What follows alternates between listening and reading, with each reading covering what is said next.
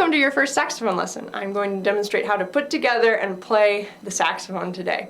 So can anyone guess what family the saxophone comes from? Your choices are the rhythm section, the brass section, or the woodwind section. Alright, if you guessed woodwind, you're correct.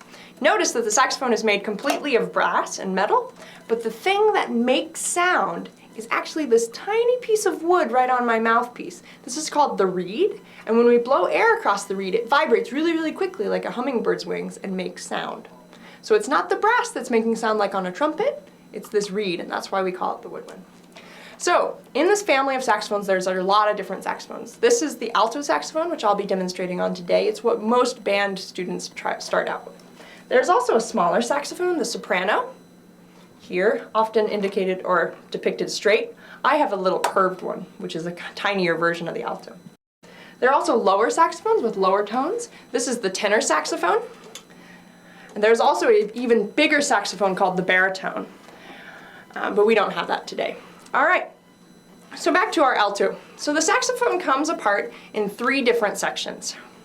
We have the main body of the horn with all the buttons and keys, the neck piece, which fits on top of the body, and finally the mouthpiece, which fits on the neck piece. Exactly like the human body, right? We have the body with our arms and our fingers, kind of like the keys. Then we have our neck, and finally our mouth that sits on top of our head in our neck, or on top of our neck in our head.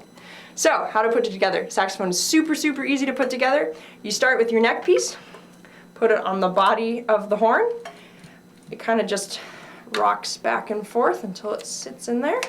Making sure you tighten that little part right there that secures the neck to the body.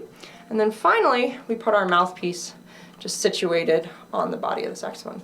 You want to make sure that the neck is pointing away from the bell and that the flat part of this mouthpiece is pointing downward, not up.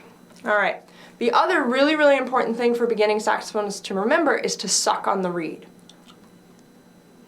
You can imagine if you have a stick that is really dry and you try to wave it, the stick is likely to break. When wood gets wet, it bends more easily. Our reed is a piece of wood. It's going to vibrate really quickly, so we want to make sure that wood is wet. A lot of beginning saxophonists don't like to do this because it takes time, but super, super important to suck on this reed a little bit. I usually like to take my reed out first, put it in my mouth, and get the rest of the horn ready. But since my horn is already ready and my reed is a little wet from practicing, we'll just begin. Now, how to put the reed on the mouthpiece. This is the trickiest part of setup. What a lot of beginning students like to do is put the reed on the mouthpiece and then this ligature, which holds the reed in place, over top. The problem with this is if your reed is up a little too high and you misjudge where your ligature is going, you can slice that reed. And you can see the reed is really, really, really thin, so we really want to avoid touching this top part of the reed. What I like to do, and this is hard, especially for younger students, is to hold the ligature up so there's a tiny space between the ligature and the mouthpiece, and then very carefully slip my reed in between the mouthpiece and the ligature until it's there. Then you bring your ligature down and tighten it up. Another note, I have a special type of ligature. You won't start with this. Most ligatures that you start with, this screw part is in the front. Mine is different. Don't get confused. Yours should probably be in the front. All right, another point of the reed. You want to make sure that the reed is not too high or too low. You want a very thin black line on the top of the reed where the mouthpiece is. Too far, it won't sound. Too high up, the saxophone won't sound either. So just a very thin black line on the top of that reed. All right, so now we're ready to go to start playing the saxophone. Hook your saxophone neck strap to the saxophone, so if you drop it, it'll be caught on your neck. Another important note, remember that the saxophone is your machine. You should make the saxophone do whatever you want it to do, not what it wants to do to you. What I see a lot of times with beginning students is your neck strap is too low and you're coming to the saxophone. You can cinch that thing up. Bring the saxophone to you. Another thing, some people turn the mouthpiece too far and start to play like this. You notice my neck is very kinked. The air won't come out straight, so we want to be nice, straight, sitting up nice and straight, all in a line. You can bend that neck strap or that neck piece or the mouthpiece any way you want. So make the saxophone do what you want it to do. All right, so now the embouchure. Our embouchure, I like to say, is like a fish face, or if you can whistle, or blow out a candle, all that same kind of cinched lips.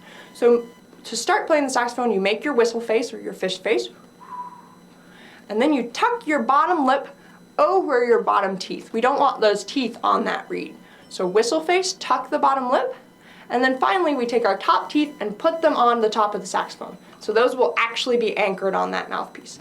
So let's do that together. So whistle face, tuck the bottom lip, top teeth on the top of the mouthpiece, and the rest is just like a drawstring. Everything kind of comes forward. So you'll be holding the saxophone on all parts of that mouthpiece, not pinching up and down, but firmly, not too tight, but firmly holding on all sides. So whistle face, tuck the bottom lip, top teeth on the top of the mouthpiece, everything comes forward, and then you simply blow.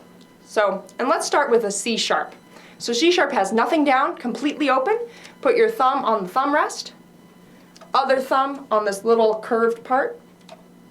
Don't press any buttons down.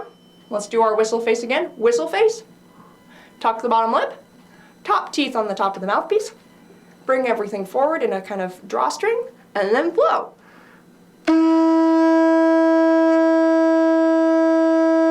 And don't be afraid, it's probably not going to sound exactly like that.